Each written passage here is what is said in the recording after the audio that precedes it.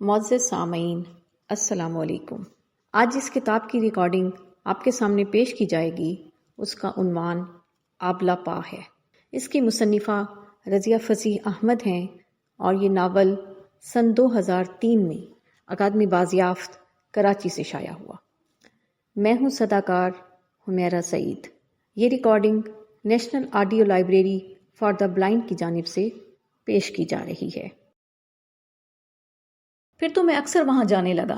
بوبی میرا دوست بنتا جا رہا تھا۔ جیسے ہی میں وہاں پہنچتا وہ انکل انکل کرتا، لپک کر میرے اسکوٹر پر آن بیٹھتا اور میں ایک چکر اسے دلاتا۔ پھر وہ مجھے لے کر جہاں اسد اور صبا بیٹھتے پہنچتا۔ کبھی کبھی مجھے ان کے ساتھ پکچر بھی ضرور دیکھنا پڑتا کیونکہ اسد کو پکچرز کا جنون تھا۔ کبھی یوں بھی ہوتا کہ میں پہنچتا اور اسد نہ ہوتا۔ صبا اور میں مچھلیوں کے حوض کے کنارے کرسیاں ڈال کر بیٹھ جاتے۔ نزدیک ہی سرخ جیرینیم کا دائرہ سرسبز پتوں میں جگمگا رہا ہوتا۔ نارنجی مچھلیاں پانی میں ڈبکیاں لگاتی رہتیں۔ دیوار پار کے مزار کا دھواں ہوا کے ساتھ ادھر آتا رہتا۔ صبا کڑھائی یا بنائی کرتی رہتی اور ہم کبھی ادب، کبھی اخلاقیات اور کبھی قانون کی بحثوں میں الجھتے رہتے۔ ایک دن میں نے اس سے کہا، آپ لکھتی کیوں نہیں ہیں؟ اس نے حیران ہو کر مجھے دیکھا اور کہا، آپ کیوں نہیں لکھتے؟ اس لیے کہ مجھ میں لکھنے کی صلاحیت نہیں ہے اور آپ میں معلوم ہوتی ہے۔ آپ کو معلوم ہے ہمارے ہاں خدا کے فضل سے کئی لکھنے والے ہیں اور میں اس جراثیم کو فوراً پہچان لیتا ہوں۔ اچھا، وہ سنجیدگی سے بولی۔ کیا آپ نے واقعی کبھی کچھ نہیں لکھا؟ میں نے پوچھا۔ یوں ہی کبھی پریشانی میں کوئی خیالات آئے تو دل ہلکا کرنے کے لیے کاغذ پر گھسیٹ دیے، یا کبھی کوئی خیال دل کو نیا سا لگا تو، مگر کبھی کوئی مربوط چیز نہیں لکھی۔ اس نے کہا، آپ کوشش تو کیجیے، بلکہ آپ یوں کیجیے کہ دوسری زبانوں کی چند اچھی چیزوں کے ترجمے کیجیے۔ اس سے آپ میں تبازات چیزیں لکھنے کا شوق پیدا ہوگا اور قلم سے خود بخود مربوط چیز نکلے گی۔ آپ کو یہ خیال کیوں آیا کہ میں کچھ لکھ سکتی ہوں؟ اس نے کہا، اس لیے کہ آپ جیسے حساس آدمی کے لیے اپنے جذبات کے اظہار کا کوئی وسیلہ ضرور ہونا چاہیے۔ آپ کو لکھنا ہی چاہیے، ورنہ آپ کے حق میں اچھا نہیں ہوگا۔ میں نے نہایت سنجیدگی سے کہا، آپ تو ایسے کہہ رہے ہیں جیسے میں کسی خطرناک مرض میں مبتلا ہوں۔ وہ ہنس پڑی، مگر اسے میری نصیحت پر عمل کیا۔ اب کبھی کبھی وہ اپنے ترجمے مجھے بھی دکھا دیتی، لیکن تبازات چیز دیکھنے کی فرمائش پر ابھی نہیں کہہ کر ٹال دیتی، جس سے مجھے اندازہ ہوتا کہ وہ کچھ لکھ ضرور رہی ہے۔ چمنستان ہوٹل سے واپسی پر اکثر دل مجھ سے یوں کہا کرتا، کیا تم نوٹ نہیں کرتے کہ تمہارے ساتھ وہ دنیا جہان کی باتوں میں کس طرح کھو جاتی ہے؟ مگر اسد کے آتے ہی وہ زیادہ بردبار، کم گو اور عمر رسیدہ نظر آتی ہے، جس کا زیادہ وقت بوبی اور اس کے نوکر کی ہدایات دینے میں گزرتا ہے۔ تو کیا ایسی خرافات پر میں دل کے ساتھ ہمیشہ سختی سے پیش آتا؟ اصل میں دل جیسی چیزوں کو اپنے بارے میں یہ خوش فہمیاں ہوا کرتی ہیں کہ لوگ جتنی لفٹ ہمیں دیتے ہیں دوسروں کو نہیں دیتے۔ دیکھتے دیکھتے وقت گزر جاتا ہے۔ 3 مہینے میری اور چمنستان ہوٹل کے باسیوں کی ملاقات کو ہو چکے تھے۔ میں ان لوگوں میں خاصا بے تکلف ہو گیا تھا۔ ایک طرح سے وہ دونوں مجھ سے بے تکلف تھے، مگر الگ الگ۔ یہ کہنا مشکل ہے کہ ہم تینوں آپس میں بے تکلف تھے۔ میں اب پوری طرح سمجھ گیا تھا کہ صبا نے مفرور قیدی کی بات اسد سے کیوں چھپائی تھی۔ اس کا یہ کہنا ٹھیک تھا، کوئی یہ بات نہیں سمجھ پاتے۔ بعض لوگوں کا ذہن کسی اور ہی سانچے کا بنا ہوتا ہے کہ سیدھی بات انہیں ٹیڑھی اور ٹیڑھی بات انہیں سیدھی نظر آتی ہے۔ یہ وہ لوگ ہیں کہ اگر آپ سے کہیں کہ خدا ہے تو کہیں گے کہ کیوں ہے، اور اگر کہیں کہ نہیں ہے تو بگڑیں گے کہ کیوں نہیں ہے۔ اس حلقے میں 2 آدمی میری سمجھ سے بالا تر تھے، ایک روبینہ اور دوسرا اسد۔ روبینہ کبھی مجھ سے ایک دم بے تکلف ہونے کی کوشش کرتی، پھر ایک دم یوں کھنچتی جیسے مجھے جانتی ہی نہ ہو۔ کبھی وہ بار بار مجھے اپنے گھر آنے کو کہتی اور کبھی اسد اور صبا کے ہاں مل جاتی تو ساری نشست کے دوران ایک بات بھی مجھ سے نہ کرتی۔ اس کے موڈ کے مدجزر پر نہ میں نے کبھی بطور خاص غور کیا اور نہ اہمیت دی۔ اس کے اور سہیلا کے ساتھ میرا سلوک ہمیشہ سے ایک سا رہا، شریفانہ اور سرد۔ کبھی اسد اور صبا ان کے گھر جا رہے ہوتے اور مجھ پر زور دیتے تو میں بھی چلا جاتا۔ جب کبھی کوئی پارٹی ہوتی اور مجھے بلایا جاتا تو میں چلا جاتا۔ بعض دفعہ معذرت بھی کر دیتا۔ 2-1 دعوتیں کھانے کے بعد میں نے اسد اور صبا کے ساتھ انہیں چائنیز میں بھی مدعو کیا، مگر اس سے زیادہ نہ میں کچھ سوچتا تھا نہ ضرورت تھی۔ پھر ایک دن صبا نے تنہائی میں خاص طور سے روبینہ کا ذکر نکالا۔ روبینہ کیسی لڑکی ہے؟ بغیر کسی تمہید کے اس نے پوچھا۔ اگر میں اس سلسلے میں اپنی رائے محفوظ رکھنا چاہوں، میں نے کہا۔ اس کی اجازت ہی نہیں، اس نے مسکراتے ہوئے کہا۔ تو سنیے، روبینہ کو دیکھ کر مجھے ان غیر ملکی گڑیوں کا خیال آتا ہے جو لوگوں کے ڈرائنگ روم میں سجی ہوتی ہیں، نقص سے درست بنی سنوری، مگر ان کا کوئی مصرف میری سمجھ میں نہیں آتا۔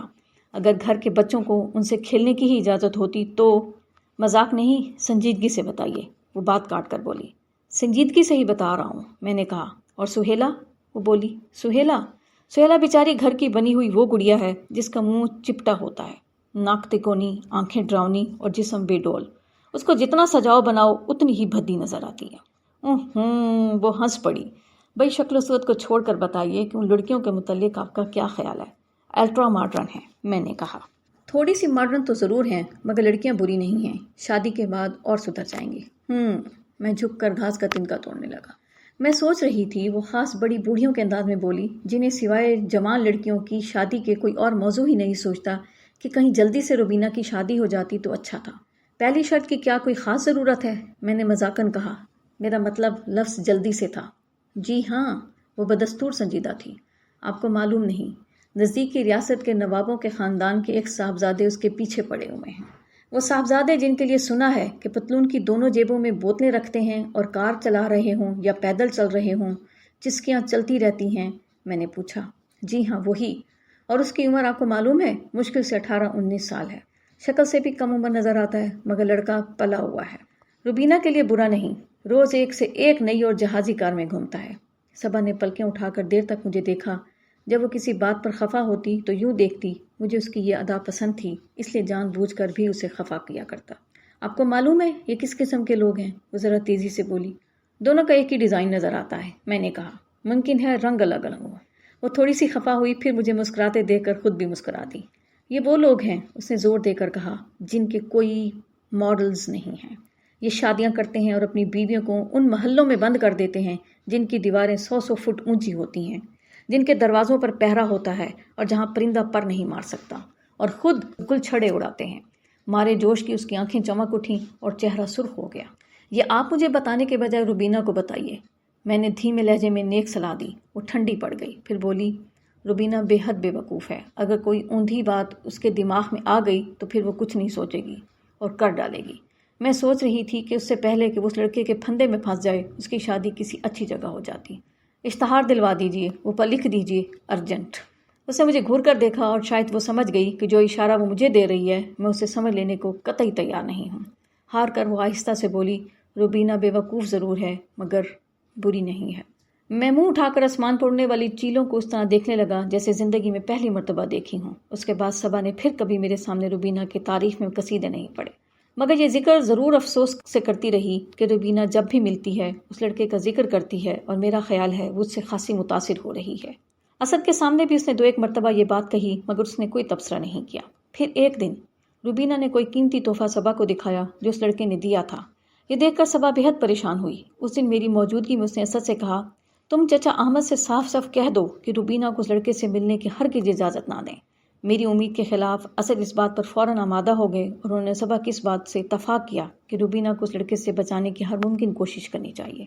مگر اس سلسلے میں نے اپنی خدمات پیش نہ کی۔ میں بھلا کسی کو کسی سے ملنے کے لیے روکنے والا کون؟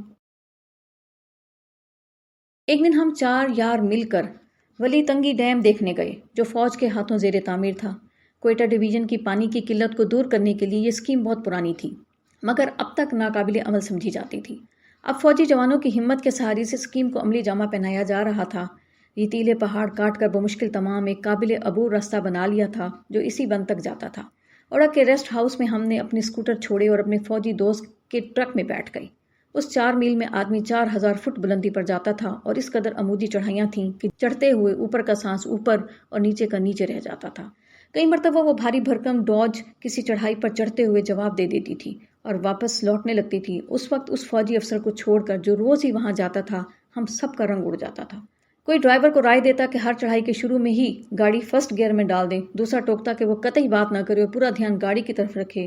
وہ ہمارے خوف پر فراخ دلی سے مسکراتا، مگر اس وقت جان کے آگے ہمیں یہ قطعی پرواہ نہیں تھی کہ وہ ہمیں کتنا ڈرپوک اور رقیب سمجھ رہا ہے۔ اس سارے راستے وہ خاک جو سیروں کے حساب سے اڑ رہی تھی، حلق کے راستے پھیپھڑوں پر منجمد ہوتی جا رہی تھی۔ ہم سب بھوت بن گئے اور ایک دوسرے کو دیکھ کر ہنس رہے تھے، مگر صرف اس وقت جب راستہ ذرا بہتر ہوتا تھا۔ اس ریت سے کپڑے، بال اور پلکیں تک سفید ہو گئی تھیں۔ خدا خدا کر کے ایک آخری چڑھائی جو کسی طرح پل سراج سے کم نہ تھی پار کر کے ہم اس پانی تک پہنچے جس پر بند تعمیر کیا جا رہا تھا۔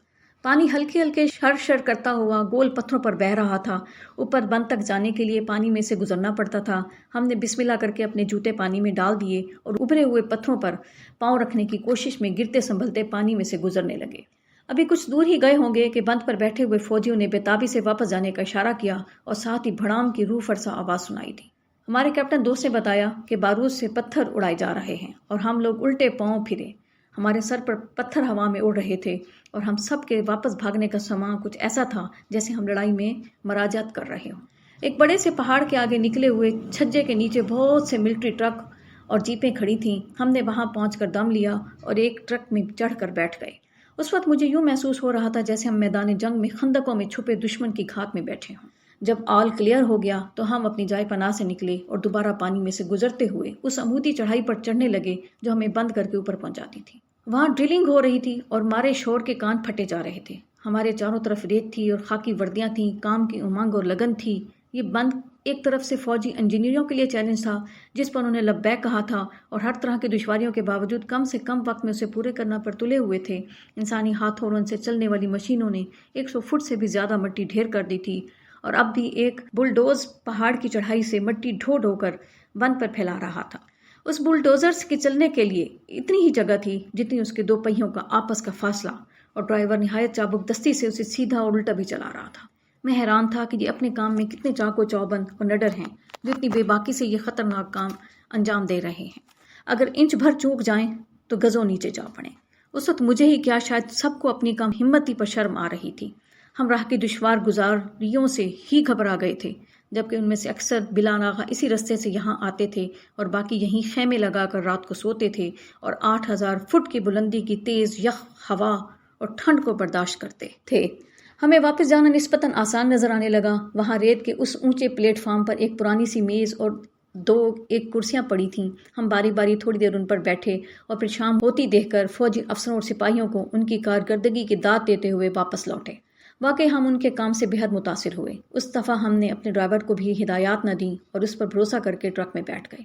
واپسی میں اتنی ہی دھول ہمارے کپڑوں اور جسم پر جم گئی۔ اب ہم نے کپڑے جھاڑنے اور رومال سے منہ ہاتھ پونچھنے کا شغل ترک کر دیا اور اس دھول کو اس سیر کا ضروری جز سمجھ کر قبول کر لیا۔ اس مرتبہ ہم نے دل ہی دل میں اس فوجی دوست کو گالیاں نہیں دی جو ہمیں یہاں لایا تھا، بلکہ اس خیال سے خوش ہوتے رہے کہ ہم نے ایک ایسا انسانی کارنامہ دیکھا جو واقعی قابل دید تھا۔ اس وقت ہمارے اوپر جتنی ریت سوار تھی ہمارے دل اتنے ہی ہلکے تھے۔ واپسی پر ہم سیدھے ریسٹ ہاؤس پہنچے تاکہ وہاں کسی درخت کی ٹھنڈی چھاؤں تلے بیٹھ کر چائے پئیں اور تازہ دم ہوں۔ ریسٹ ہاؤس کے گیٹ سے ذرا ہٹ کر سیب کے باغوں کے نزدیک فیروزی رنگ کی فوکس ویگن کھڑی تھی۔ میں نے نمبر دیکھا، وہ اسد کی تھی۔ اس وقت یکایک میرا خیال اپنے حلیے کی طرف گیا۔ میں یہ ہرگز نہیں چاہتا تھا کہ اسد اور صبا مجھے اس حالت میں دیکھیں۔ میں ذرا اپنے دوستوں کی آڑ میں ہو گیا تاکہ اس طرح جھٹ سے اندر داخل ہو جاؤں اور اپنا حلیہ درست کر لوں تو اسد اور صبا سے ملوں۔ اسی وقت میری نظر باغ کی طرف گئی جہاں وہ دونوں ٹہل رہے تھے۔ ان کی پیٹھ ہماری طرف تھی اور وہ درختوں میں گھرے ہوئے تھے۔ میرے دوستوں کے شور و شغب پر مڑ کر شاید اسد نے پیچھے دیکھا۔ معلوم نہیں انہوں نے مجھے دیکھا یا نہیں یا پہچانا نہیں، مگر فوراً ہی منہ دوسری طرف پھیر لیا اور اتنی نظروں سے بچنے کے لیے وہ دونوں رستہ کاٹ کر درختوں کے بیچ میں سے کہیں نکل گئے۔ میں اندر چلا گیا، مگر جب حلیہ درست کر کے نکلا تو ان کی کار جا چکی تھی۔ اس سیر و تفریح میں اتنا تھک گیا تھا کہ گھر پہنچ کر نہانے اور کھانا کھانے کے فوراً بعد سو گیا اور دن چڑھے اٹھا۔ اس دن اتوار تھا۔ میں اسد اور صبا سے ملنے چلا آیا۔ دروازے پر بچے، غیر ملکی مرد اور عورتیں بھیڑ لگائے آنے والی ایک بارات کو چھمبے سے دیکھ رہے تھے۔ غیر ملکی عورتوں کو تصویریں لیتے دیکھ کر بارات وہاں ٹھہر گئی تھی اور وہ لپک جھپک پھولوں سے لدی پھندی کار، اس میں سے جھانکتے ہوئے لوگوں کے سر اور آگے بینڈ کے ساتھ ناچنے والی لڑکیوں کی تصویریں لے رہے تھے۔ پھر انہی میں سے کسی کی درخواست پر دولہا کو باہر نکالا گیا۔ کمر تک پھیلے ہوئے صحرے کو سنبھالنا وہ سڑک پر کھڑا ہو گیا۔ پھر چہرے پر سہرا ڈال کر اور کبھی سہرا اتار کر کئی ایک تصویریں لی گئیں اور سب کی تسلی ہو جانے کے بعد وہ بارات پھر کاروں پر لد کر منزل مقصود کی طرف روانہ ہو گئی۔ اسی ریلے میں بوبی بھی کھڑا تھا۔ مجھے دیکھ کر لپکا ہوا آیا اور اسکوٹر پر بیٹھ گیا۔ ایک چکر لگا کر میں نے اسے اتارا اور چاروں طرف دیکھا۔ لان میں بہت سے لوگ ادھر ادھر بیٹھے تھے مگر اسد اور صبا نہیں تھے۔ بوبی نے بتایا کہ اوپر ہیں۔ میں اوپر چلا گیا۔ صبا ڈرائنگ روم میں بیٹھی خلیل جبران کی نظم ویژن کا ترجمہ کرنے میں مصروف تھی اور اسد کہیں باہر گئے ہوئے تھے۔ میں الیکس لیک کر کے صبا کے پیچھے کھڑا ہو گیا اور پڑھنے لگا۔ ایک شفاف چشمے کے کنارے ایک کھیت کے بیچوں بیچ میں نے ایک پنجرا دیکھا جسے کسی کاریگر ہاتھوں نے بنایا تھا۔ اس کے ایک کونے میں ایک چڑیا مری ہوئی پڑی تھی اور دوسرے کونے میں 2 کٹوریاں، ایک دانے سے خالی تھی، دوسری پانی سے۔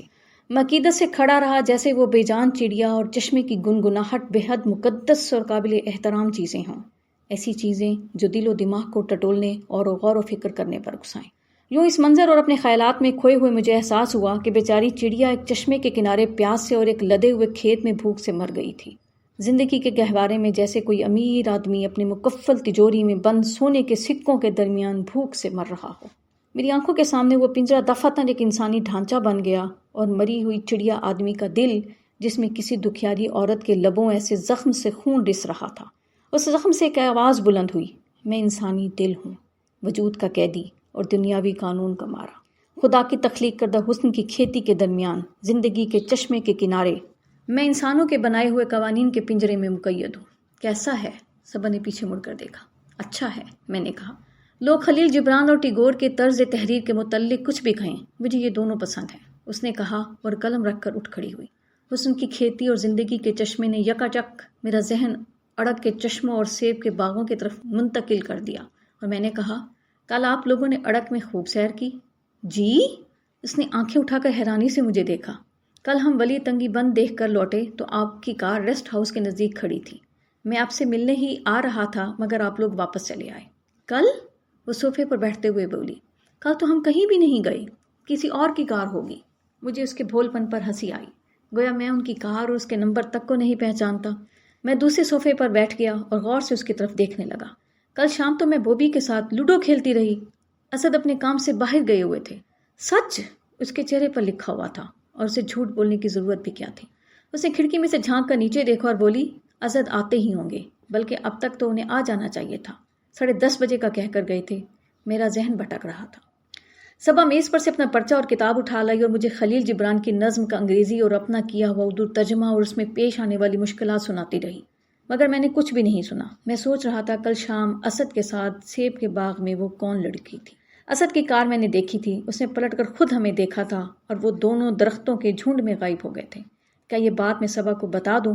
مگر اسے کیا کہوں، کس طرح کہوں، کیسے شروع کروں؟ اسے جو رنج ہوگا کیا میں اسے برداشت کر سکوں گا؟ اور کیا اسد کے خلاف میری اس بات کو وہ صحیح مان لے گی؟ کہیں اسے میری نیت پر تو شبہ نہیں ہوگا؟ پھر اگر اسد کے سامنے اس نے پوچھا تو کیا میں یہ سب دہرا سکوں گا؟ نہیں، مجھے صبا سے کچھ نہیں کہنا چاہیے، مجھے یہ بات اسے ضرور بتا دینی چاہیے۔ نہیں نہیں نہیں، تمہیں کیا؟ میاں بیوی کے معاملات میں دخل دینے والے تم کون ہو؟ مجھ میں اور میرے دل میں حسب معمول یہ لڑائی جاری تھی کہ صبا کی شیریں آواز نے مجھے چونکا دیا۔ عامر، آپ خواب کی تعبیروں کے متعلق کچھ جانتے ہیں؟ جی ہاں، کیوں نہیں؟ میں نے مذاقاً کہا۔ دفعتاً میرا موڈ شگفتہ ہو گیا تھا۔ آپ اپنی کسی خواب کی تعبیر پوچھنا چاہتی ہیں؟ کل رات میں نے ایک عجیب خواب دیکھا، وہ کچھ خواب آلود لہجے میں بولی۔ میں نے دیکھا کہ ایک اندھیرے راستے پر تھوڑے تھوڑے فاصلے پر میں دیے رکھتی چلی جا رہی ہوں، مگر جو ہی ایک دیا جلا کر آگے قدم بڑھاتی ہوں وہ دیا بجھ جاتا ہے۔ جب سارے دیے رکھ کر میں نے پیچھے دیکھا تو وہ راہ جوں کی توں تاریک تھی، اور پھر میری آنکھ کھل گئی۔ اس کی آنکھیں یوں کھوئی کھوئی تھیں جیسے اس وقت بھی وہ یہ خواب دیکھ رہی ہو۔ میں خوابوں پر یقین نہیں رکھتا، لیکن نامعلوم کیوں اس وقت میرا دل بوجھل ہو گیا۔ میں نے صرف اس کو خوش کرنے کی خاطر کہا، معلوم ہوتا ہے رات کو آپ خلیل جبران کو پڑھتی رہی ہیں، اور یہ اس ویژن کا اثر ہے۔ اس خواب کی تعبیر یہ ہے کہ اس سے پہلے کہ میں کوئی خوشگوار سی تعبیر گھڑ کر سناؤں، اسد آ گئے اور میرا جملہ ادھورا رہ گیا۔ ہیلو، کب آئے؟ اسد نے کہا۔ میں نے کھڑے ہو کر ہاتھ بڑھایا جسے انہوں نے نظر انداز کر دیا۔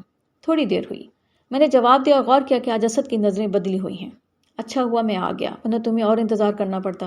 ان کے لہجے میں کاٹ سی تھی، اس سے پہلے کبھی انہوں نے مجھ سے یوں بات نہ کی تھی۔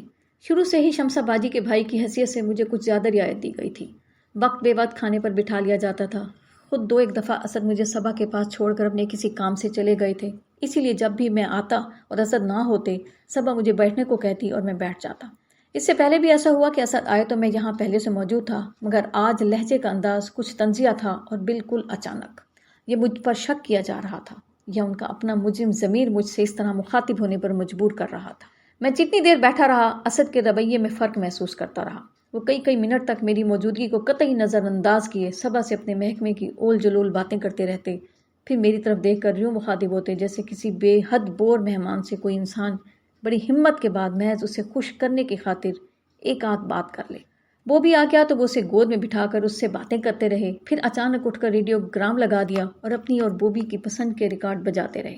صوفے پر بیٹھ کر آنکھیں بند کر کے پاؤں سے گانے کی دھن پر تال دیتے ہوئے وہ خود کو گانے میں گم ہو جانے کا احساس دلا رہے تھے، مگر مجھے معلوم تھا کہ وہ مجھے پوری طرح نظر انداز کرنے کے لیے یہ ڈھونگ جچا رہے تھے۔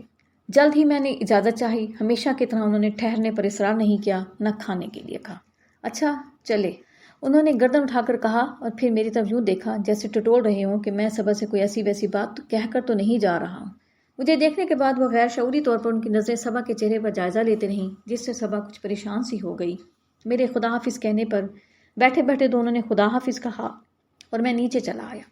آج صرف وہ بھی مجھے نیچے چھوڑنے آیا تھا۔ اسد کی نگاہیں گویا ہمیشہ کے لیے خدا حافظ کہہ چکی تھیں اور صبا کی نظروں میں حیرت تھی۔ شاید اس نے آج ہم دونوں کے تعلقات کے اچانک فرق کو محسوس کر لیا تھا اور سبب نہ جاننے کی وجہ سے ظاہر ہے وہ کچھ اور پریشان ہو گئی۔ اس طرح وہ ملاقات جس کا آغاز اچانک ہوا تھا یک لک ختم ہو گئی۔ پھر کبھی اسد کا فون نہیں آیا اور میں بھی نہیں گیا۔ صبا نے بھی یاد نہیں کیا اور وہ کرتی بھی کیوں، جبکہ وہ مجھے صرف اسد کی وساطت سے جانتی تھی۔ شمسا باجی کے بتائے ہوئے پتے پر وہ پہلے روز آئی تھی، مگر اب میرے اور اس کے درمیان اس راز کا رشتہ باقی نہیں رہا تھا۔ کئی مرتبہ ایک دم دل مچل اٹھتا کہ میں وہاں جاؤں، مگر میں ٹال جاتا۔ مجھے معلوم تھا کہ جو بات اس روز لہجے اور انداز سے بتائی گئی ہے اب کے الفاظ میں ڈھال دی جائے گی، مگر اس دوری سے وہ پہلی کسک جو آئے دن کے آنے جانے سے دب گئی تھی ایک دم ابھر آئی۔ مجھے اس دوران میں کبھی خیال ہی نہیں آیا کہ وہ اس حد تک میرے ہوش و حواس پر چھا چکی ہے۔ باوجود اس احتیاط کے جو اتنے عرصے میں نے روا رکھی، باوجود اپنے دل سے تمام معاملات صاف کر لینے کے اور اچھی طرح یہ جانتے ہوئے کہ وہ کسی اور کی ہے اور میری نہیں ہو سکتی، میں اس کی محبت کے سامنے خود کو بے دست و پا محسوس کرنے لگا۔ اس جذبے کو تو کبھی تر شاید اس خیال نے کیا کہ وہ مظلوم ہے، وہ ایسے شخص کے ساتھ باندھی گئی ہے جو ذہنی لحاظ سے اس سے کوسوں دور ہے اور جسمانی طور پر اس سے وفادار نہیں ہے۔ اب اکثر مجھے یہ خیال آتا تھا کہ سیب کے باغ میں وہ کون لڑکی اسد کے ساتھ تھی۔ مجھے شبہ ہی نہ تھا کہ وہ صبا کے سوا اور کوئی ہو سکتی ہے، اس لیے میں نے اسے غور سے نہیں دیکھا۔ اب یاد کرتا ہوں تو اس کا لباس بھی یاد نہیں آتا۔ ممکن ہے وہ ہوٹل میں ٹھہرنے والی کوئی ٹورسٹ عورت ہو، شاید درختوں کی اوٹ میں۔ اس کا لباس اچھی طرح نہ دیکھ سکا، مگر وہ عورت تھی اس کا مجھے یقین تھا اور ہے، اور اب میں یہ جاننے کے لیے بےتاب تھا کہ وہ کون تھی۔ کاش اس وقت میں نے اس میں حلیے کی پرواہ کیے بغیر اسے دیکھ لیا ہوتا، اور اس وقت اسد کو وہ دھکا لگتا جو ساری زندگی اس کے دل پر داغ بن کر دہکتا۔ مگر جو کچھ بھی ہوا وہ ہو چکا تھا۔ میں ان کی دنیا سے خاموشی سے باہر نکل آیا تھا، اور اب جب کہ مجھے یقین تھا کہ میں پہلی بیماری سے قطعی شفا یاب ہو گیا ہوں، پہلی چندیاہٹ کے بعد آنکھیں اصلی حالت پر لوٹ آئی ہیں، مجھے اٹھتے بیٹھتے صبا کا دھیان رہنے لگا۔ وہ گرما گرم بحثیں جو بغیر سوچے سمجھے کی جاتی تھیں، ان کا ایک ایک لفظ ذہن دہراتا، کوئی ایک ادا، کبھی جوش میں ان بڑی بڑی آنکھوں کا چمک اٹھنا یا کسی مذاق پر خوشدلی سے ہنس دینا، مجھے گھنٹوں تصورات کی دنیا میں گم رکھتے۔ اس وقت مجھے کہاں اندازہ تھا کہ یہ سب چیزیں یوں میرے ذہن پر نقش ہو رہی ہیں جیسے پتھر پر لکیر۔ یہ کیسی عجیب بات تھی۔ میں نے سنا تھا لوگ محبوب کے سامنے پتھر کے بت بن جاتے ہیں، زبان ہی نہیں کھلتی، مگر یہاں الٹا معاملہ تھا۔ اس کے سامنے میں خوب چہکا کرتا تھا، دنیا بھر کے مذاق اور زمین سے آسمان تک کی باتیں، مگر اب جو وہ نظر سے اوجھل تھی تو میں پانی کی تہ میں ڈوب جانے والے پتھر کی طرح خاموش تھا۔ نہ کہیں آنے جانے کو دل چاہتا تھا، نہ کسی سے ملنے کو۔ دوست احباب آتے تو طبیعت خراب ہونے کا بہانہ کر کے ٹال دیتا۔ جب کئی دن اسی طرح روتے بسورتے گزر گئے تو ایک دن میں نے پھر اپنے دل سے دو بدو بات کرنے کی ٹھانی۔ یوں روایتی عاشقوں کی طرح دنیا سے کٹ کر کب تک گزارا ہوگا بھائی؟ اٹھو، ہنسو، کھیلو، تفریح کرو۔ سنائے شروع کے یہ چرکے یوں ہی گہرے زخموں کی طرح نظر آتے ہیں، مگر آہستہ آہستہ سب کچھ ٹھیک ہو جاتا ہے۔ اور دل کے احتجاج اور مردہ دلی کے باوجود میں نے باہر نکلنا شروع کر دیا۔ چمنستان ہوٹل کا راستہ ہی جیسے میں بھول گیا تھا۔ شام کو شارے جناح پر نکل کر چہروں کو ٹٹولا کرتا۔ یہ کیسے ہو سکتا ہے کہ دنیا بھر میں صرف ایک ہی چہرہ ایسا ہو جو مجھے متاثر کر سکے؟ ضرور اور بھی چہرے ہوں گے جن میں اتنا ہی حسن، اتنی ہی معصومیت اور اتنا ہی بانک پن ہوگا، مگر مجھے اور کوئی چہرہ ایسا نظر ہی نہ آیا، اور جو آئے بھی ان میں ایک چیز کی واضح کمی تھی، وہ مجھے متاثر نہ کر سکے۔ پھر ایک دن ڈرگ سٹور سے میں کوئی چیز خرید کر نکل رہا تھا تو اس کے عین سامنے وہی فیروزی فوکس ویگن کھڑی تھی۔ میں نے چاہا پہلو بچا کر نکل جاؤں، مگر ایک شیریں آواز نے پاؤں پکڑ لیے۔ عامر، ارے آپ تو یہی ہیں۔ میں سمجھی آپ کہیں اور چلے گئے۔ میں نے مجرموں کی طرح سر جھکا لیا اور کہا، جی ہاں، میں یہی ہوں۔ کنکھیوں سے میں نے دیکھا اسد کار میں نہیں تھا، شاید وہ پاس کی کسی دکان میں گیا ہوا تھا۔ میں نہیں چاہتا تھا کہ واپس آ کر وہ مجھے صبا سے باتیں کرتا ہوا دیکھے۔ وہ بغیر کسی شک و شبہ کے مجھ سے باتیں کر رہی تھی۔ آپ تو ہمارے یہاں عرصے سے آئے ہی نہیں، کیا خفا ہو گئے؟ اس نے کہا۔ روبینہ بھی کئی مرتبہ آپ کا پوچھ چکی ہے۔ جی نہیں، میں تو نہیں، البتہ اسد صاحب کسی بات پر مجھ سے ناراض ہیں۔ اچھا؟ اس کی آنکھیں حیرت سے کھل گئیں۔ اب میں چلوں گا، خدا حافظ۔ بڑی کوشش سے اپنے قدموں کو گھسیٹتا ہوا میں وہاں سے چلا آیا۔ بغیر کسی شعوری کوشش کے میرے منہ سے نکل گیا تھا کہ اسد مجھ سے خفا ہیں۔ شاید میرا دل نہیں چاہتا تھا کہ وہ میرے وہاں نہ جانے کو صرف کاہلی سمجھے، یا یہ کہ وہ میرے نزدیک اس حد تک غیر اہم ہے۔ اس لیے انجانے طور پر میں نے اپنی بے گناہی جتا دی تھی۔ اب وہ اسد سے ضرور پوچھے گی اور اسد جو کچھ بھی کہیں گے وہ اسے ٹھیک سمجھے گی۔ اگر اسد صبا سے کہہ دے کہ اسے میری نیت پر شک تھا تو، اور مجھے اس خیال سے ہی خوشی ہوئی کاش اسد اسے یہی کہہ دے، کسی طرح اسے پتہ تو چل جائے کہ میرا دل اس کے پیچھے دیوانہ ہو جا رہا ہے، خواہ وہ اسد کی وساست سے ہی کیوں نہ ہو، خواہ کتنے ہی غلط رنگ میں کیوں نہ ہو۔ میرا دل کام سے اچاٹ ہو گیا تھا، اس لیے میں نے اپنے استاد سے درخواست کی کہ مجھے چند روز کے لیے لاہور جانے دیں، مگر انہوں نے اس بات کو قطعی ضروری نہیں سمجھا اور زور دیا کہ اس وقت جب کہ کام کچھ جم چلا ہے میں ہرگز جانے کا ارادہ نہ کروں۔ ان کی بات کو نظر انداز کر کے چلے جانے کا سوال ہی پیدا نہیں ہوتا تھا، کیونکہ اس صورت میں ابا کبھی مجھے خوش آمدید نہیں کہتے۔ ناچار دل مار کر بیٹھ رہا، مگر بے دلی، مایوسی اور ڈپریشن کے اس عالم میں مجھے اچانک ابا کے انتقال کا تار ملا۔ ابا کئی سال سے دل کے مریض تھے، 3 سال سے ان کا بلڈ پریشر اس قدر بڑھ گیا تھا کہ ڈاکٹروں نے کہہ دیا تھا کہ وہ کسی وقت بھی ختم ہو سکتے ہیں۔ چند مہینے تو ہم یہی سمجھے کہ کسی وقت بھی ہم ابا سے ہاتھ دھو بیٹھیں گے، مگر اپنی ہمت کے بل پر وہ اپنی زندگی کو آگے ہی آگے کھینچ رہے تھے، اور وہ یہ بھی نہیں چاہتے تھے کہ ہم ان کے گرد شہد کی مکھیوں کی طرح چمٹے رہیں۔ مجھے انہوں نے زبردستی یہاں بھیجا تھا، شمسا باجی کو اپنی سیر و سیاحت جاری رکھنے پر زور دیا تھا۔ 1-1.5 سال گزر جانے پر خود ہماری امیدیں بند گئی تھیں۔ ڈاکٹروں کو دھوکہ بھی تو ہو سکتا ہے، مگر آج جب کہ میں یہاں تھا اور شمسا باجی بغداد میں، وہ نہایت خاموشی سے اپنے آخری سفر پر روانہ ہو گئے تھے۔ میں نے شمسا باجی کو اتار دیا اور پہلی گاڑی سے چلنے کے لیے اسٹیشن پر پہنچا۔ ایک چھوٹا سا ٹیچی کیس ہاتھ میں لیے پریشان اور دل گرفتہ پلیٹ فارم پر چلا جا رہا تھا۔ جیسے ہی میں ریفریشمنٹ روم کے دروازے کے سامنے سے گزرا اور دروازہ کھلا، ایک جوڑا ہاتھ میں ہاتھ لیے باہر نکلا۔ یہ اسد اور روبینہ تھے۔ پہلو بچا لینے کے بجائے میں نے کندھے چوڑے کر کے عین ان کے سامنے پہنچ کر سلام کیا۔ اس نے بدن نخواستہ میرا ہاتھ بڑھایا۔ ہاتھ ملانے کے بعد میں نے روبینہ کی آنکھوں میں آنکھیں ڈال کر کہا، بہت دن بعد ملاقات ہوئی۔ وہ کچھ سٹ پٹائی، پھر جی ہاں آپ آئے ہی نہیں کہہ کر کھسیانی سی ہنسی ہنس دی۔ واپسی پر ضرور حاضر ہوں گا، میں نے کہا۔ کہاں جا رہے ہو؟ اسد نے پوچھا۔ میں نے بتایا، والد کا انتقال ہو گیا ہے۔ روبینہ اپنا کہکا لگانے ہی والی تھی کہ رک گئی۔ بڑا افسوس ہے، اس نے کہا۔ اسد نے بھی رسمی اظہار افسوس کیا۔ چند لمحے ہم سب خاموش کھڑے رہے، پھر میں نے پوچھا، مسز اسد تو اچھی ہیں؟ ہاں، نہیں، ان کی طبیعت کچھ ٹھیک نہیں تھی۔ ہم گاڑیوں کا وقت پوچھنے آئے تھے۔ روبینہ اپنی خالہ کے پاس حیدرآباد جانا چاہتی ہیں، اسد نے کہا۔ اس کے چہرے کی رنگت اور الفاظ کی لڑکڑاہٹ اس کے جھوٹ کی چغلی کھا رہی تھی۔ گاڑیوں کا وقت پوچھنے وہ یہاں آئے تھے، جبکہ بڑی آسانی سے فون پر پوچھ سکتے تھے، بک شیلف پر رکھا ہوا ٹائم ٹیبل دیکھ سکتے تھے۔ مجھے اچھی طرح معلوم تھا کہ ہر اتوار کی طرح یہ سیر و تفریح کے بعد یہاں کچھ کھانے پینے آئے تھے۔ یہ سوچ کر کہ چائنیز اور فرح میں بہت سے جاننے والے مل جاتے ہیں، یہاں کوئی نہیں ملے گا، مگر میں اتفاق سے یہاں مل گیا۔ میں جو عرصے سے یہ دیکھنا چاہتا تھا کہ وہ کون لڑکی ہے جو صبا کی زندگی تباہ کر رہی ہے، وہ روبینہ تھی، صبا کی دوست، جس کی فکر میں صبا گھلی جا رہی تھی کہ کہیں وہ آوارہ اور شرابی نواب زادہ اسے پھانس نہ لے۔ اسی وقت مجھے یقین ہو گیا کہ نواب زادے کی بات قطعی گھڑی ہوئی تھی۔ صبا کا ذہن دوسری طرف منتقل کرنے اور اپنی طرف شبہ نہ ہونے دینے کی مصلحت سے میں نے فیصلہ کیا کہ میں ابھی جا کر صبا کو فون پر بتاتا ہوں کہ اس وقت اسٹیشن پر اسد اور روبینہ موجود ہیں، اور یقیناً سیب کے باغ میں بھی وہ دونوں ہی تھے، چاہے مجھے اس کی کچھ ہی قیمت کیوں نہ دینی پڑے۔ میں نے گاڑی چلنے میں چند منٹ بتا کر ان سے معذرت چاہی۔ وہ تیز تیز قدم رکھتے باہر نکل گئے۔ تب میں سیدھا اسٹیشن ماسٹر کے دفتر میں گھس گیا۔ اس سے اجازت لے کر میں نے چمنستان ہوٹل فون کیا۔ اگر صبا خود نہ آئی تو میں اس کے لیے پیغام چھوڑنے کو بھی تیار تھا۔ میں نے اس کے الفاظ سوچ لیے تھے، میں کلرک سے کہوں گا جو کچھ میں کہہ رہا ہوں لکھ لو اور اس وقت بیگم اسد کو بھجوا دو۔ مگر جس وقت میں نے فون کیا، چمنستان ہوٹل کا ٹیلی فون ڈیڈ تھا۔ کئی منٹ تک میں نے انتظار کیا کہ شاید کوئی معجزہ ہو، فون اسی وقت ٹھیک ہو جائے اور میں چلتے چلتے یہ کام کر جاؤں، مگر قدرت کو یہ منظور نہ تھا۔ بالآخر جب ٹرین کھسکنے لگی تو میں لپک کر اپنے کمپارٹمنٹ میں سوار ہو گیا۔ ابا کے 40ویں کے بعد ایک دن میں نے غور کیا کہ اب امی اور ابا کے انتقال کے بعد میری سرپرست شمسا باجی ہیں۔ شمسا باجی سے خاصا چھوٹا ہونے کے باوجود میں بتکلف تھا۔ اس کی وجہ کچھ ان کی طبیعت تھی جو ہر ایک سے جلد گھل مل جاتی تھی، چاہے وہ چھوٹا ہو یا بڑا، اور کچھ میری فطرت تھی کہ میں عمر کے اختلاف، بزرگوں کی روایتی بزرگی اور حد سے زیادہ احترام کا قائل نہیں تھا۔ ابا کی جائیداد کی بانٹ کا انتظام نہایت آسانی اور خوبی سے ہو گیا تھا، کیونکہ شمسا باجی اور میں 2 ہی بہن بھائی تھے۔ پھر ایک دن جب ہم باہر بیٹھے اپنی اپنی سوچ میں گم تھے، شاید میرا موڈ ٹھیک کرنے کو باجی نے کہا، آمی اب کہ تم خوب مالدار ہو گئی ہو، میرا خیال ہے کہ تمہارے لیے ایک لڑکی کی تلاش شروع کر دوں۔ اگر میں مالدار نہ ہوتا تو کیا آپ اپنے لیے بھابھی لانے کا تکلف گوارا کرتی؟ میں نے جرح کی، بھائی پھر تمہاری پریکٹس چلنے کا انتظار کرنا پڑتا، اور اب پریکٹس چلے یا نہ چلے کوئی فرق نہیں پڑتا، باجی نے کہا۔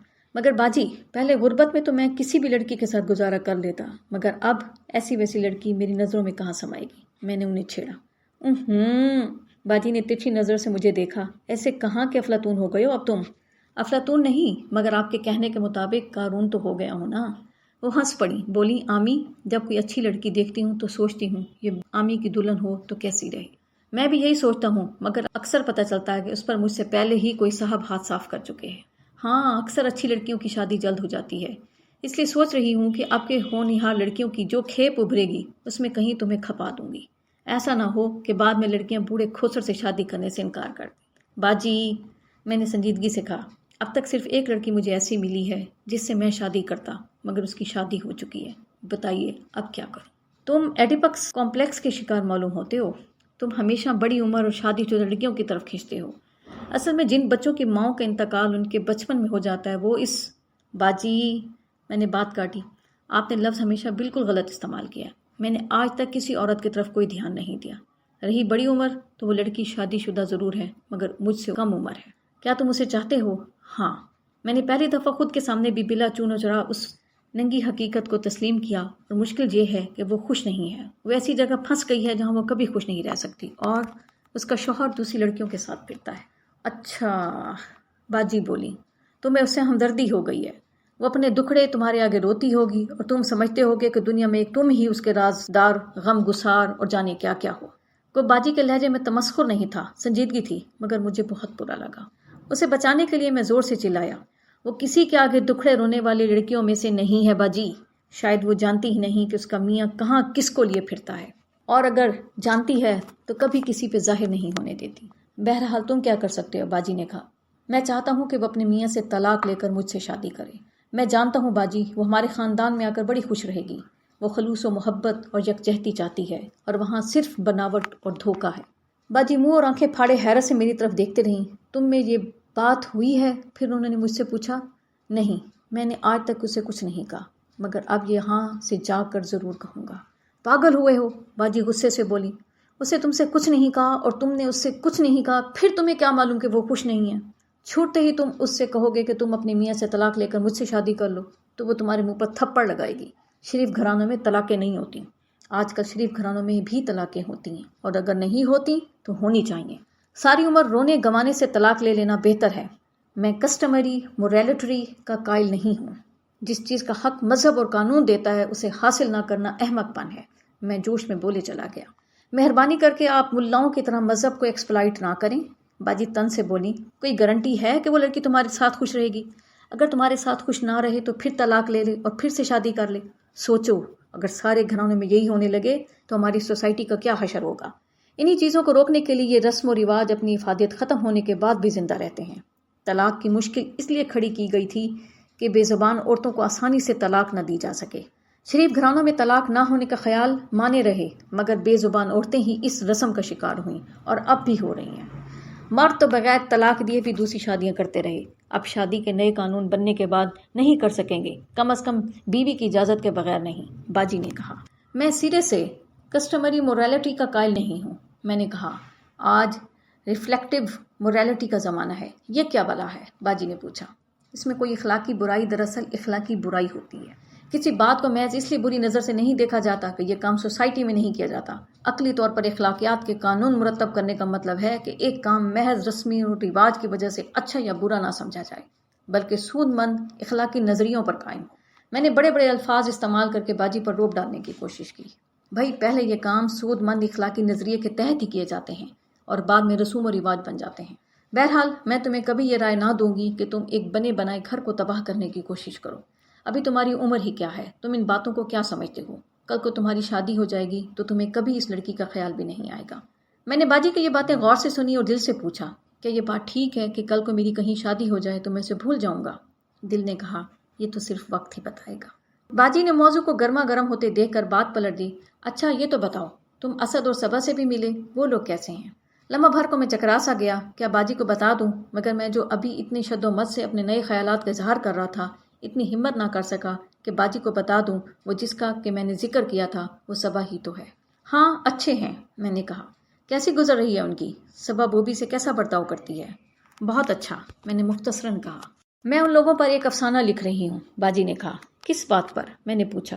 یوں ہی ان سے ملی تو ایک پلاٹ ذہن میں آ گیا۔ اب تم جانو، افسانے تو یوں ہی جھوٹ اور سچ کی پوٹ ہوتے ہیں، یہ تو میں بہت پہلے سے جانتا ہوں۔ اچھا یہ بتائیے، آپ کو مسز اسد کیسی لگی؟ میں نے پوچھ ہی لیا۔ بڑی پیاری، باجی نے کہا۔ تمہیں معلوم ہے مجھے بہت کم لوگ پہلی نظر میں پسند آتے ہیں، مگر اس پر ایک ہی نظر میں میری طبیعت آ گئی۔ باجی کس مزے سے اپنی پسندیدگی کا ذکر کر رہی تھیں، مگر میں یہی بات انہیں الفاظ میں نہیں کہہ سکتا تھا، کیونکہ وہ دو مختلف آدمیوں کی زبان سے نکلے ہوئے ایک ہی الفاظ کا مطلب بدل جاتا ہے۔ عادت کی بھی اچھی معلوم ہوتی تھی وہ لڑکی۔ تمہارا کیا خیال ہے؟ یعنی اب باجی غیر شعوری طور پر مجھے کچوکے لگا رہی تھی، الٹا مجھ سے اس لڑکی کی سیرت و صورت کے بارے میں پوچھ رہی تھی، جس کے بارے میں کچھ کہنے سے دل کھول کر سامنے رکھ دینا آسان تھا۔ اس کے بعد میرے قیام کے دوران میں باجی نے پھر کبھی میری شادی کا ذکر کیا، نہ اس خاص لڑکی کے بارے میں کچھ پوچھا۔ ہاں، جب میں چل رہا تھا تو اسٹیشن پر امجد بھیا سے الگ لے جا کر انہوں نے کہا، عامر تم ہم لوگوں سے بہت دور ہو، بے وقوفی میں کوئی ایسی ویسی حرکت نہ کر بیٹھنا، میں تمہاری ہمدرد ہوں، تم جو کچھ کہو گے یا کرو گے میں اس پر ٹھنڈے دل سے غور کروں گی، مگر بغیر سوچے سمجھے جلدی میں کچھ کر بیٹھنے سے کبھی اچھا نتیجہ نہیں نکلے گا۔ پھر انہوں نے قدرے جھک کر میرے کان میں کہا، ایسا نہ ہو آمی کہ تمہارے ہاتھوں کسی بھولی بھالی لڑکی کی زندگی تباہ ہو جائے۔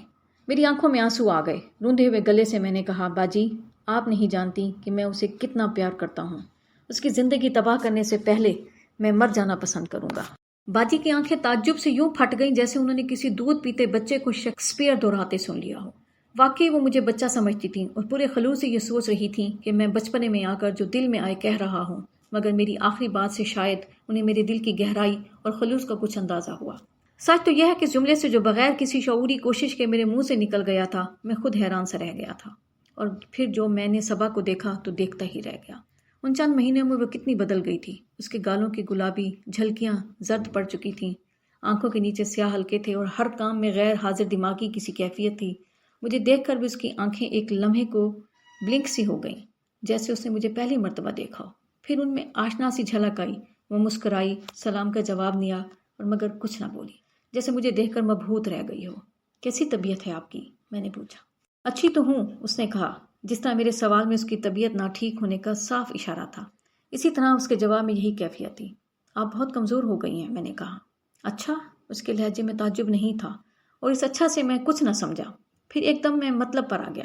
میرے پاس وقت کم تھا، ابھی میں نے اسد کو بازار میں دیکھا تھا اور میں سیدھا یہاں آ پہنچا تھا تاکہ جو کچھ مجھے کہنا ہے کم سے کم الفاظ میں ایک ہی بار کہہ دوں۔ صبا، میں نے بیگم اسد کے بجائے اسے اس کے نام سے مخاطب کیا، جس سے رات دن میں ہمیشہ تنہائی میں اسے مخاطب کیا کرتا، اور شاید اسی لیے مجھے یہ لفظ اپنی زبان پر قطعی اجنبی نہیں لگا۔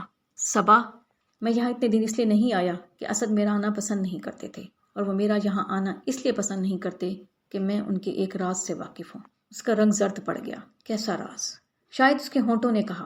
میں نے صرف ان کو ہلتے دیکھا، آواز سنائی نہ دی۔ جس دن میں اڑک گیا تھا وہاں اسد کے ساتھ ساتھ سیب کے باغ میں ایک عورت میں نے دیکھی تھی، اور اس کے بعد ایک دن مجھے معلوم ہے، صبا نے میری بات کاٹ کر ہولے سے کہا، روبینہ کو اس لڑکے سے بچانے کے لیے ادھر ادھر لے جاتے ہیں۔ میری طبیعت ٹھیک نہیں ہوتی تو کبھی کبھی میں ساتھ نہیں جاتی۔ میں نے اس کی آنکھوں میں آنکھیں ڈال دیں، اسے نظریں جھکا لیں۔ میز پر رکھی اس کی پتلی سڈول انگلیاں کانپ رہی تھیں۔ اسد کو میری نظروں میں ذلیل ہونے سے بچانے کے لیے وہ جھوٹ بول گئی، اور ایسا جھوٹ جس پر بڑے سے بڑا سچ قربان کیا جا سکتا ہے۔ کیا اس زمانے میں ایسی عورتیں بھی ہیں؟ میں نے حیران ہو کر سوچا۔ صبا، میں نے اس کی کانپتی انگلیاں تھام لی، میں تمہارا دوست ہوں، ہمدرد ہوں، کیا میں تمہارے لیے کچھ نہیں کر سکتا؟ نہیں، اس نے نفی میں گردن ہلا دی۔ اور میں جو سوچ کر آیا تھا کہ آج صبا کو قائل کر دوں گا کہ تمہیں وہ بندھن توڑنے کا پورا حق ہے جس پر دوسرا قائم نہیں ہے، اسے ریفلیکٹو موریلٹی کا مطلب سمجھاؤں گا اور بتاؤں گا کہ جب کوئی تمہارے قدم چومنے کو تیار ہو تو دوسرے کی ٹھوکریں کھانا حماقت ہے، خاموش کھڑا رہ گیا۔ صبا کی موجودگی میں یہ سب باتیں کہنی اور لفظ طلاق اپنے منہ سے نکالنا ناممکن تھا۔ اس وقت مجھے شمس آبادی کی بات یاد آ گئی، اس نے تم سے کچھ نہیں کہا اور تم نے اس سے کچھ نہیں کہا، پھر تمہیں کیا معلوم کہ وہ خوش ہے، اور پھر ایسا نہ ہو آمی کہ تمہارے ہاتھوں کسی بھولی بھالی لڑکی کی زندگی تباہ ہو جائے۔ اس نے مجھ سے کچھ کہا نہیں، مگر مجھے معلوم تھا کہ وہ خوش نہیں ہے۔ اس کا خاموش چہرہ، اس کی اداس آنکھیں ہی بہت کچھ کہہ رہی تھیں، مگر جو بات وہ زبان سے نہ کہنا چاہے اسے کوئی نہیں کہلوا سکتا تھا۔ اور میں اپنی تمام ترقی پسندی اور جدت ترازی کے باوجود بالکل بے بس تھا۔ آخر میں اٹھ کھڑا ہوا، وہ بھی اٹھ کھڑی ہوئی۔ دروازے سے نکلتے ہوئے یکا یک میں پلٹا اور میں نے کہا، صبا، اگر میں یہ کہوں کہ میں پہلے دن سے تمہیں چاہتا ہوں تو کیا میں تمہاری نظروں میں گر جاؤں گا؟ وہ ٹھٹک گئی. اس نے مجھے تعجب سے دیکھا اور سر سے پیر تک لرز گئی. پھر کانپتی آواز میں بولی، میرے لیے اور مشکلیں پیدا نہ کیجیے، میں پہلے ہی. پھر وہ تھوڑی سی سنبھلی اور بولی، میں ہر حالت میں اسد کو چاہوں گی. خدا حافظ، میں نے کہا اور شرابی کی طرح لڑکھڑاتے ہوئے سیڑھیاں اترنے لگا. اس رات تیسری مرتبہ میں نے دل سے دو بدو بات کرنے کا فیصلہ کیا کہ اب مجھے کیا کرنا ہے. اس کے بعد میں صبا سے نہیں ملا، لیکن اکثر روبینہ کی زبانیں مجھے اس کی خیریت معلوم ہوتی رہی. اس سے مجھے معلوم ہوا کہ صبا پنڈی چلی گئی ہے. اب کے سردیوں میں اسد کو مشرقی پاکستان جانے کی امید ہے، اور اتنی دور جانے سے پہلے صبا چند ماہ اپنے بابا اور پھوپھی کے پاس گزارنا چاہتی ہے. روبینہ سے فرمائش کر کے وہ خط میں نے خود دیکھا جس میں اس نے لکھا تھا کہ اس کا پہلا تبازاد افسانہ اردو کے بہترین اور مقبول ترین رسالے میں شائع ہوا ہے. میں نے وہ افسانہ خود پڑھا اور روبینہ سے صبا کا پتہ لے کر اسے مبارکباد کا خط بھی لکھا، مگر میرے پاس خط کا کوئی جواب نہیں آیا. مجھے اس سے ذرا بھی رنج نہ ہوا، کیونکہ مجھے جواب کی امید ہی نہیں تھی. انسان ہر کام بدلہ چکانے کے لیے تو نہیں کرتا. معزز سامعین، جو ریکارڈنگ آپ نے ابھی سماعت فرمائی، اسے national audio library for the blind کی جانب سے پیش کیا گیا ہے. ہمارے یوٹیوب چینل کو لائک، سبسکرائب اور شیئر ضرور کیجیے. اپنی قیمتی تجاویز اور آراء کے اظہار کے لیے ہمارے کمنٹ سیکشن کا استعمال کیجیے. اگر آپ بھی رضاکارانہ طور پر ہمارے اس مشن کا حصہ بننا چاہیں تو ڈسکرپشن میں دیے گئے لنک کے ذریعے ہمارے واٹس ایپ گروپ کو جوائن کیجیے. شکریہ.